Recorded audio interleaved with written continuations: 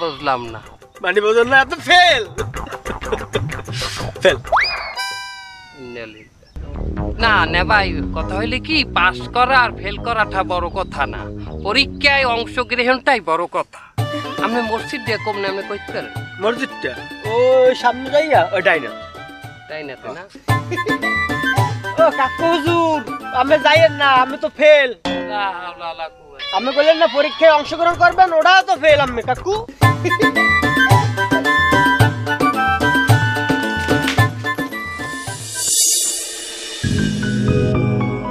আমি এই মসজিদের সভাপতি, হ্যাঁ গ্রামের মেম্বার কাম এই মসজিদের সেক্রেটারি, আর হ্যাঁ হইলে এই মসজিদের কেসিয়া।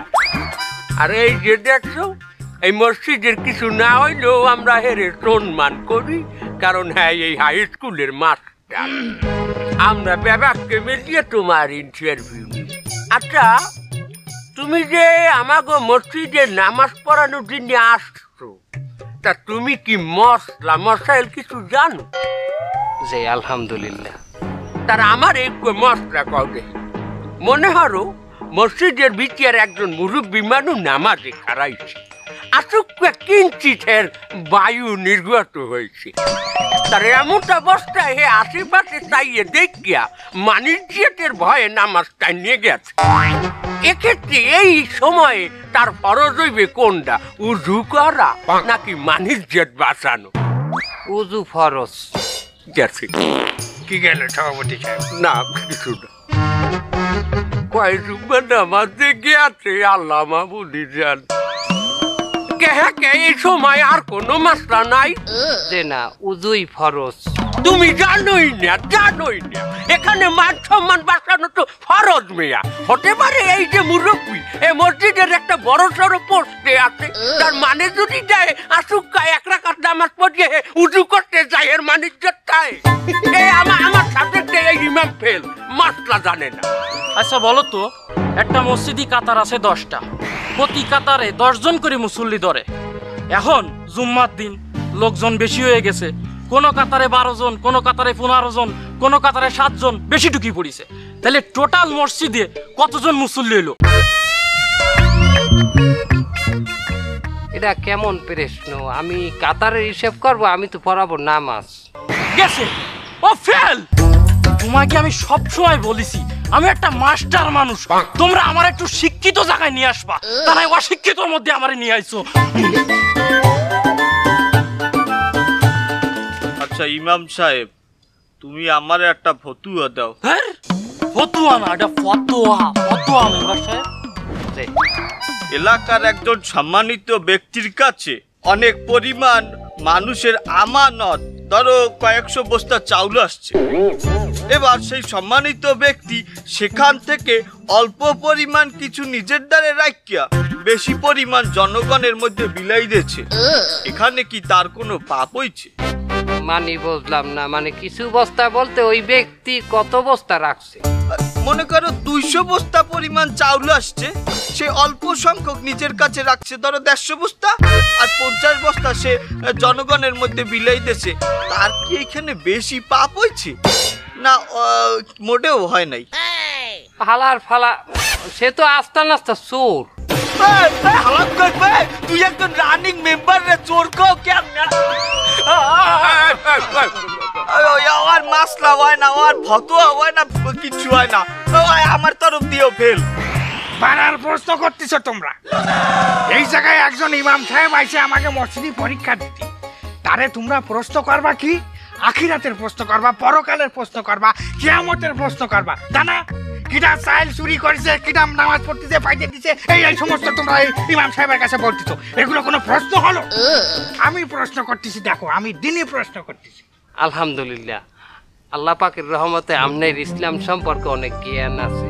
আচ্ছা ইমাম সাহেব, কিয়ামতের একটা আলামত বলো তো। কিয়ামতের আলামত তো ইহেনি চলতে আছে। বুঝলাম না।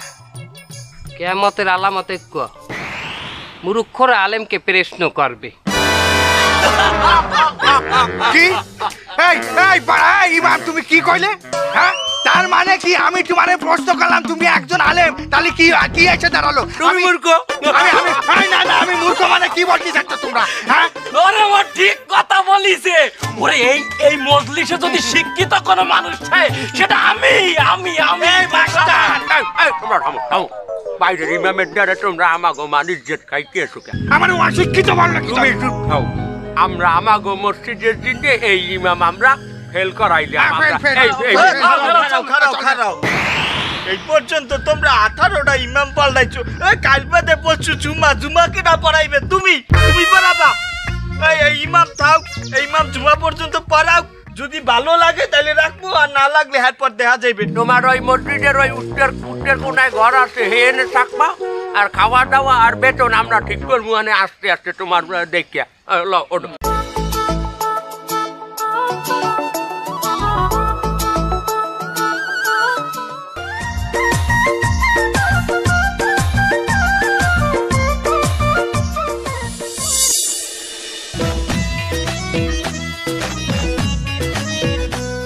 আসসালামু আলাইকুম। ওয়ালাইকুম আসসালাম। এই খাদেম, তুমি কোথায় যাচ্ছ? আমি তো আপনার বাসার দিকেই যাচ্ছিলাম। আমার বাসার দিকে কেন? মানে ওই মসজিদের একটা পাপোশ লাগতো আর কি। মানে ওই হয়েছে কি যে মসজিদ থেকে সবাই উজু কালাম করে যখন ওঠে, এখন ওই বিজে বানিয়ে মসজিদে ওঠে, মসজিদ তো নোংরা হয়। যদি একটা পাপোশের ব্যবস্থা করতেন। তা পাপোশের ব্যবস্থা করতে হবে সেটা আমার কাছে কেন? আপনি মসজিদের ক্যাশিয়ার না? ওরে আমি মসজিদের ক্যাশিয়ার হয়ে বড় বিপদে পড়ে গেছি। কোন জায়গায় এখন পাপোশ লাগবে তার জন্য আমার কাছে যা লাগবে, তাই না? তাহলে আমি সবাই ওই বিজে বানিয়ে মসজিদে উঠে মসজিদটা নোংরা করবে কেন? সবাই মসজিদটা নোংরা করবে কি জন্য? তুমি খাদেম মানুষ, তোমার কাজটা কি? হ্যাঁ, এদিক ওদিক দিয়ে একটা তেনা মেনা ম্যানেজ করে তো ওই জায়গায় তুমি দিতে পারো নাকি? আমি তেনা কোনে পাবো? তুমি এক কাজ করো, কোন জায়গাতে তোমার একটা পুরনো লুঙ্গি আনি ওই জায়গায় দিয়ে দাও। আমার তো লুঙ্গি এই একটাই। ও তোমার এই লুঙ্গি একটাই? তা বাবা তোমার এই লুঙ্গিটা খুলে দাও না। লোকজন যখন মসজিদে চলে যাবে পাটা মুছে, তারপর তুমি এটা পুড়ে ফেলাবা। এই একটা দিয়ে দিলে আমি করবোটা। তোমার ওইটুক সময় কেন পড়া লাগবে? এত বড় একটা পাঞ্জাবি তোমার ঢাকার জন্য, এই পাঞ্জাবি ছাড়া আর কিছু লাগে না ওই জায়গায়। এটা অশ্লীল কথাবার্তা শুরু করে দেন কিন্তু। শোনো খাদেম সাহেব, আমি ওই সমস্ত আলতু ফালতু কাজে কোনো টাকা পয়সা ব্যয় করতে পারবো না। এই টাকা কি আমি এই সমস্ত আলতু ফালতু কাজে ব্যয় করার জন্য নিই? হ্যাঁ, কত কাজ আমাদের, কত উন্নয়ন করতে হয় মসজিদের, ওই সমস্ত আলতু ফালতু দিতে পারবো না। তুমি এই লুঙ্গি মুঙ্গি খুঁজে কোন জায়গাতে তেনা মেনা নিয়ে যা করবো করো। এই সমস্ত ব্যাপারে আমার সামনের ফাটে রাখবে না।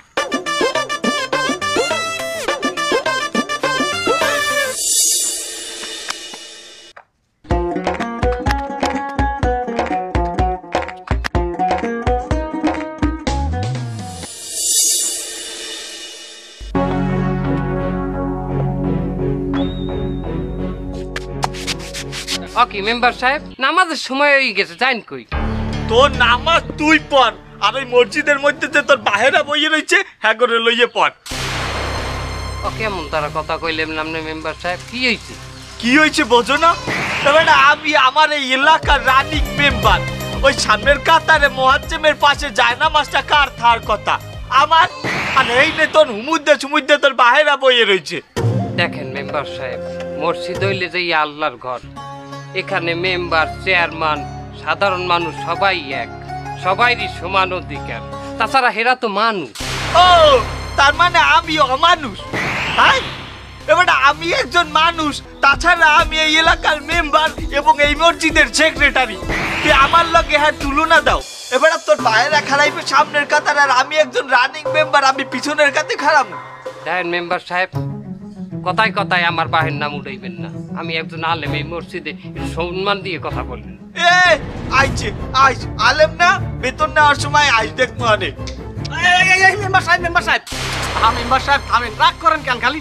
আপনি তো জানেন আমাকে ইমাম সাহেব হচ্ছে এই জায়গায় নতুন, উনি তো সবকিছু ভালো বোঝে না। সামনের কাতারে একটা মুরব্বী বইলো, আমি তারা সাইড করে দিয়ে আইছি, ওই জায়গায় আপনার জায়নামাজ দিয়ে আইছি। আপনি আসেন।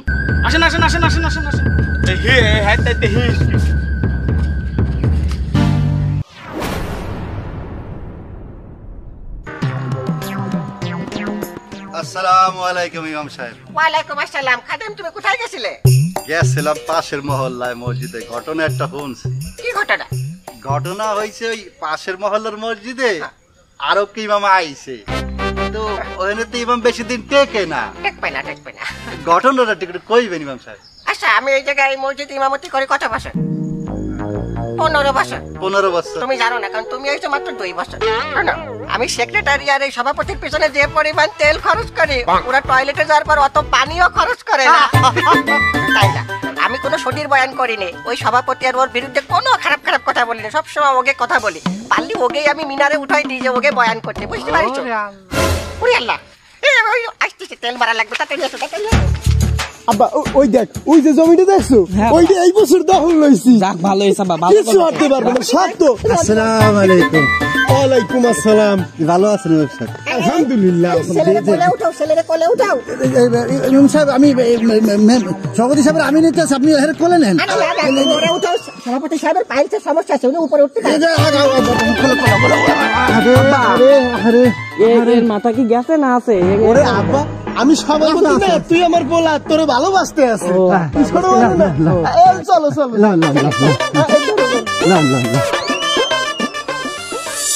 ইমাম সাহেব, এইবার আমি তোমারে ক্ষমা করিয়ে দিলাম।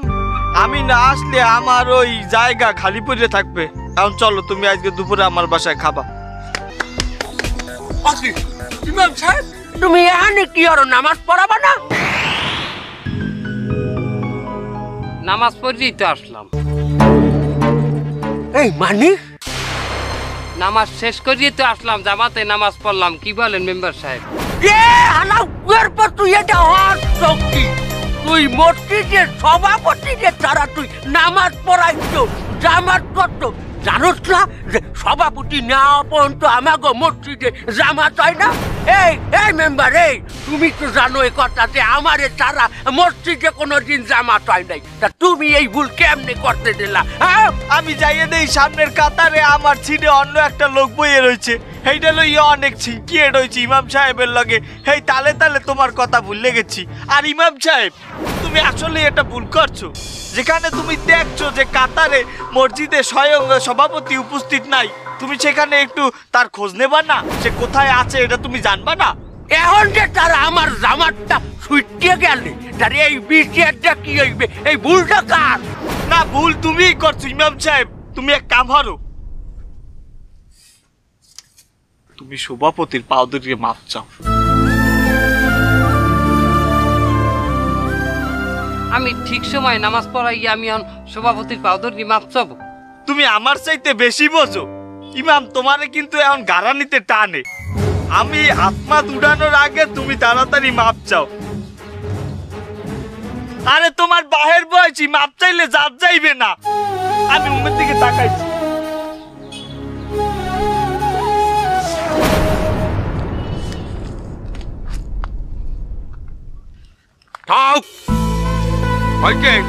অনেক হয়েছে, দুটা মাটিয়া গরু দান করা লাগবে না।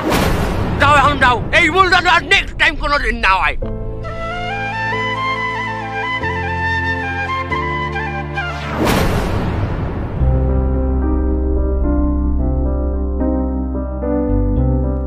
ইমাম সাহেব, তুমি এই নে খারাও, আমি ওই ভিতর দিয়ে খাওয়ান লই আসি।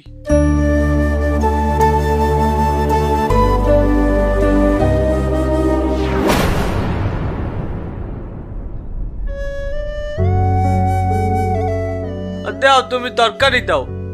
আকি আকি, তুমি গোস্ত দাও কিসের জিনে? বেটায় আলেম মানু, ইমাম সাহেব রে গোস্ত দিলে আল্লাহ খুশি হইবে। এবেডি আল্লাহ খুশি হইবে না, তুই ইমাম রে খুশি করতে চাও? হ্যাঁ, তুই কি ইমামের লগে যাইতে চাও? হ্যাঁ, যদি জাহেজ থাকতে হ্যাঁ ঠিকই যাইতাম।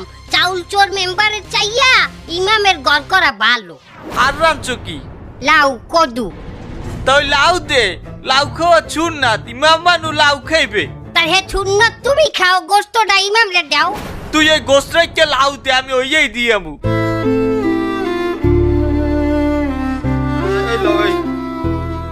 আমাগো বাড়ির লাউ, তোমার ওই কাকি যে রান দে উটের গোস্ত ফেল, খাইয়ে দাও, মজা বাবা। আসি।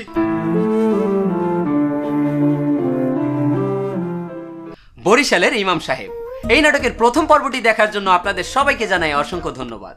ইনশাআল্লাহ আমাদের চ্যানেলে এই নাটকের শেষ পর্বটি দেখতে পাবেন খুবই তাড়াতাড়ি। এই নাটকের শেষ পর্বে থাকছে বাংলাদেশের অসংখ্য মসজিদ কমিটি কিভাবে মসজিদের উন্নয়নের নাম করে অনেক বড় বড় দুর্নীতি করে চলেছে। আরো থাকছে একজন অবহেলিত ইমাম সাহেবের দুর্বিষহ জীবন।